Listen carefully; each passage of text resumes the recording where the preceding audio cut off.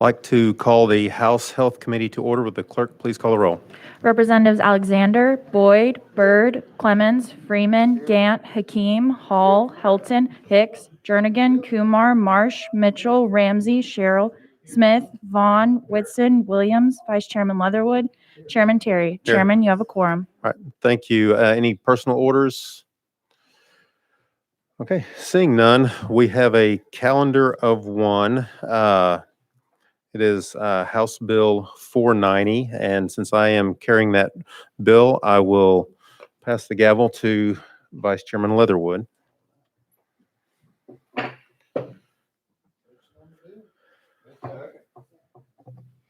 Okay, I have a motion and a second on the bill, and I believe there's an amendment, 8147. Is that correct? That is correct. Motion and second on the amendment. Chairman Terry, you're recognized on amendment 8147. Right. Thank you, Chairman and Committee. What this bill does, this amendment does, it sets up, it essentially does five things. Sets up a medical cannabis commission in order to help develop a non-biased medical cannabis program for when the federal government removes cannabis from Schedule 1. Number two, it sets up a process for decriminalizing possession of 0.9% THC cannabis oil for a limited number of patients with diseases. Currently, the 0.9% cannabis oil is decriminalized for patients with epilepsy or seizures. This adds 8 conditions to that. It has the commission prioritize their recommendation for the creation of a patient registration system in order to facilitate reciprocity and access for patients, including those epilepsy plus those eight other groups. The bill specifically prohibits what I would call a corporate medical cannabis program until cannabis is removed from Schedule 1. That means cultivation, distribution, processing, or shipping of cannabis. That definition specifically leaves out patients and research protections. So in the event that we wanted to advance some of those issues, whether it's decriminalization or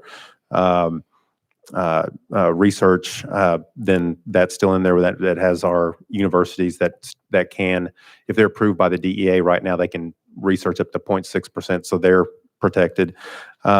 This bill has been funded in the budget. Speaker section is supportive of the bill. Governor Lee has removed his philosophical flag from the bill. Departments of Safety and Health, as well as the sheriffs and chiefs of police, are deferred, and the bill is currently going to the Senate calendar. Be happy to take any questions. Okay, we have a question on the amendment. If there's no objection, question on the amendment, then we can get on the bill. All those in favor of the amendment, say aye. Aye. All those opposed? Okay, we are on the bill as amended. Any questions for the sponsor? Representative Clemens.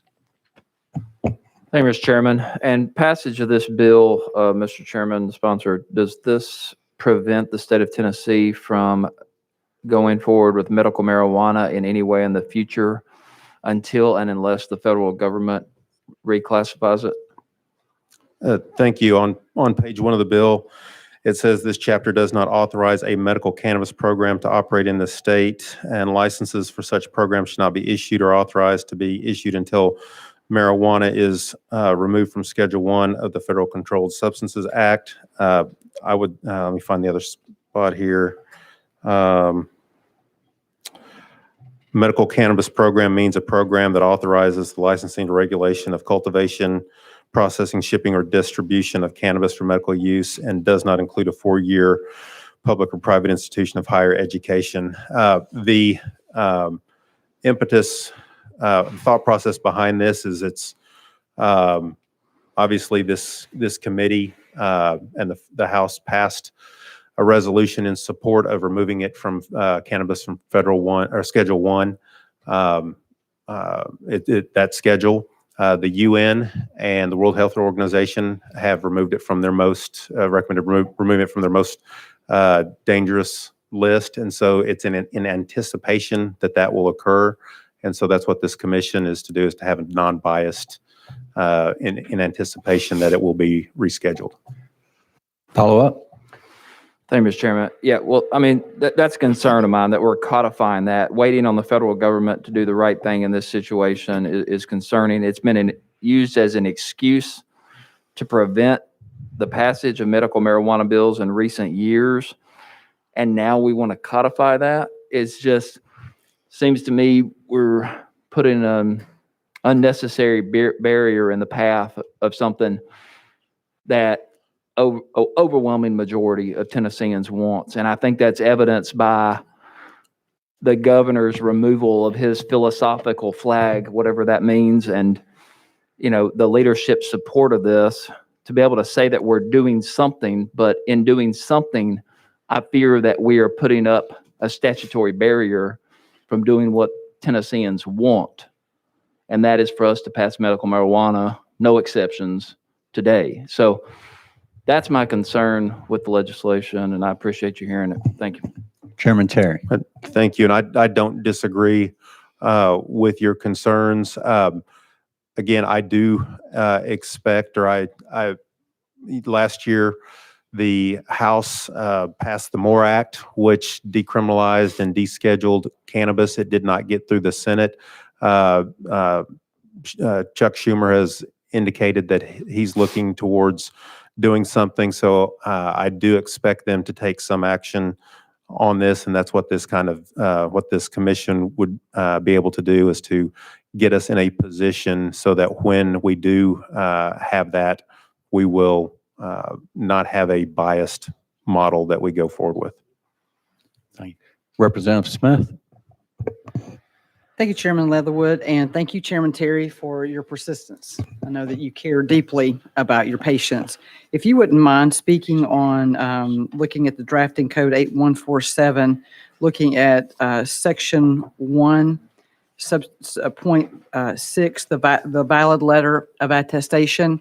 I know that in talking with peers about this particular bill, there's some concern that just anyone would be able to access this care, which I don't think that that's the case at all. I think you've done a terrific job in crafting this to be a treatment that is available to a narrow population of people. If you wouldn't mind reading into the record for the public to understand that this is going to be available for patients who have failed traditional therapies and suffer some very serious diseases. Thank you, Mr. Chairman. Representative Chairman Terry. Thank you. This bill does have in there within it bona fide practitioner-patient relationship, which means a practitioner and patient have a treatment or consulting relationship during the course of which the practitioner has completed an assessment of the patient's medical history and current medical disease or condition, including an appropriate examination and confirmation of the patient having one of the qualifying medical conditions, which include Alzheimer's, ALS, cancer.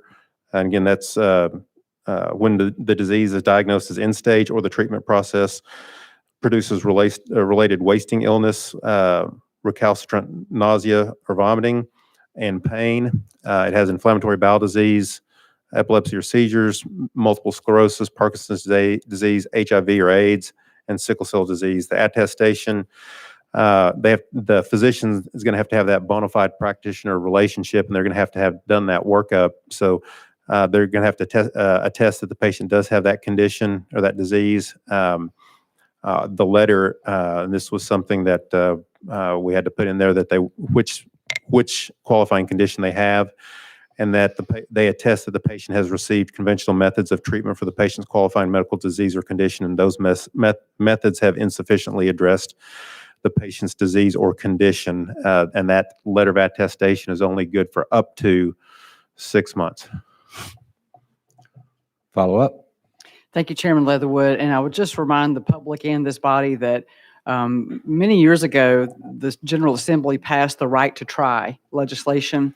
I think this is a very nice complementary with an E bill that comes alongside and provides treatment for people that have diseases that are terribly life-altering. And this is one of the safest ways to address this using cannabidiol oil. So thank you, sir. Chairman Terry. I'm good, thank you. Chairman Vaughn. Thank you, Chairman Leatherwood. And to my dear, dear friend from Davidson County. I don't believe that this act would preclude a future General Assembly from taking the steps that it needs to. So I'm not afraid of the barrier that this, or perceived barrier that this may put up, because I think what it does is it advances the ball about as far as we can comfortably get it down the field at this point in time, and hopefully be caught into, or put ourselves into a position to where we can make steps about further advancement as time goes. We're not just going to be wasting another 6-month period, 9-month period to do that. For that, Dr. Terry, I appreciate it. And one of the things to my friend from Chattanooga, Hickson, Hamilton. Representative Smith, to your point, and I think it's very valid, is that we have, this committee has considered this it's a very similar legislation. I think that you enjoy the support of the majority of the people from this committee. We had issues elsewhere, and I think that you've worked diligently to satisfy those. So I'm happy to support your bill. I'm happy. I know I've talked too much this time, but I'm happy for somebody to call the question on this bill, and let's get going as far down the track as we can while the hour is late in this session. Thank you. Well, do we have dear friends from Davidson County or lesser friends to respond? Okay, Representative Clemens. Thank you, Mr. Chairman. As a dear friend of the gentleman from Shelby County, my concern is that we don't need the language in there. It's unnecessary. It's gratuitous language to put in there that we need to wait on the reschedule for some unnecessary reason that doesn't further the cause of the actual bill, which is to create this commission and get us prepared for future action. That's my concern. It's in there without any purpose or necessity to accomplish the true spirit and intent of the bill. Thank you. Chairman Terry. Thank you, and I appreciate those concerns. And if anyone in this body knows how difficult it is to thread the needle on this issue, I have worked with the Senate on this, and again, I'm trying to advance the cause for patients.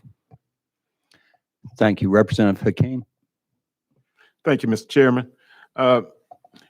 During, well, I guess the early part of the pandemic, there was representation from Meharry College that participated in, I guess the evaluation of the drugs and so forth.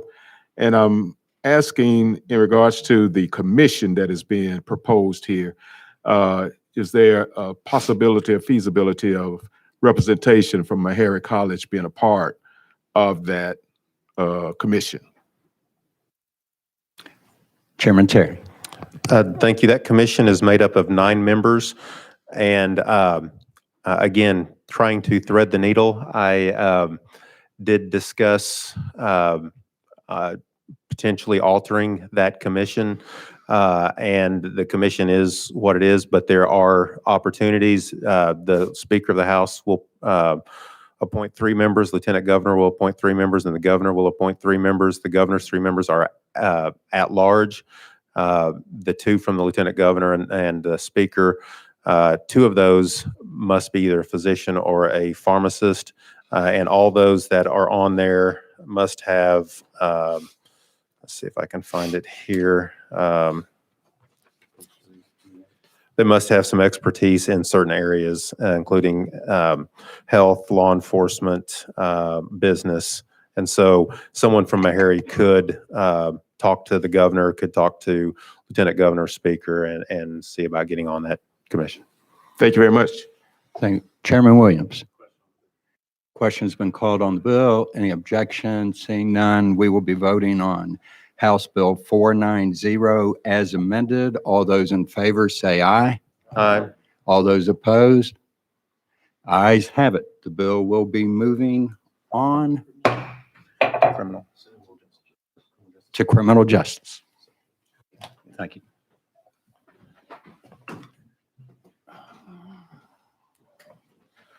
All right, thank you, members and committee. And having completed the business for the committee, We are adjourned to the call of the chair.